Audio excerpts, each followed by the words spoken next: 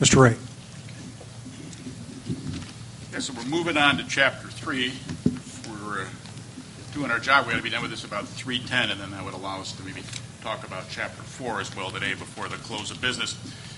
Chapter 3 is the chapter on water supply reliability.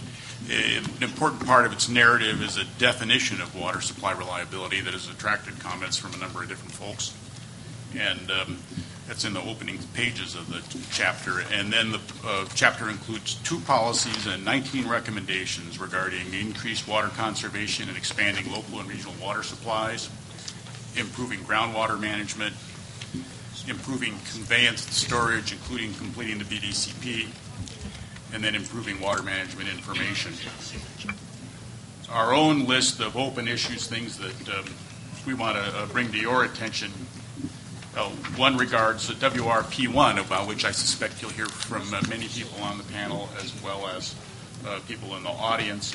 One thing we would like to acknowledge is that we had dropped from this policy language that had been included in all the prior versions, and we inadvertently dropped it, believing that it was already encompassed within the language we had, our understanding of it. But that would, as shown in the attachment we handed out, final staff draft Delta Plan open issues. And the WRP1... That's conservation water planning, is that what you're talking about?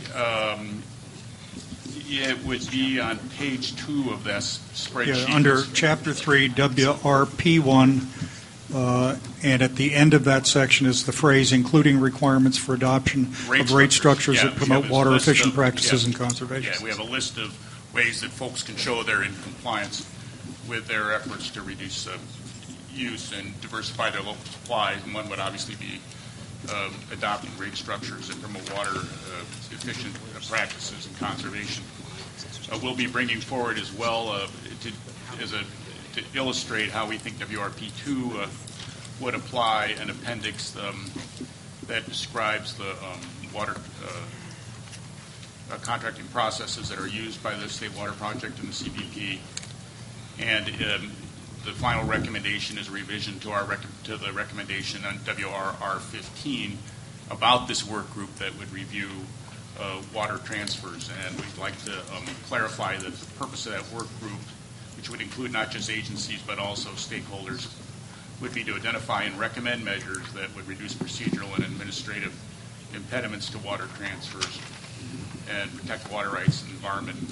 That work would be completed by 2014, and among the recommendations we want folks to look at is the potential issues that are associated with recurring transfers of up to a year in duration, so transfers that would typically be exempt from the covered action process. And we'd want folks to look at those, see whether there were recurring transfers that were within that 1 year duration, and also improve notification for proposed water transfer processes. And we doubt that any of these are especially controversial, but we wanted to acknowledge that these were things that we were trying to respond to in the comments that we've received over the last couple of weeks. Okay.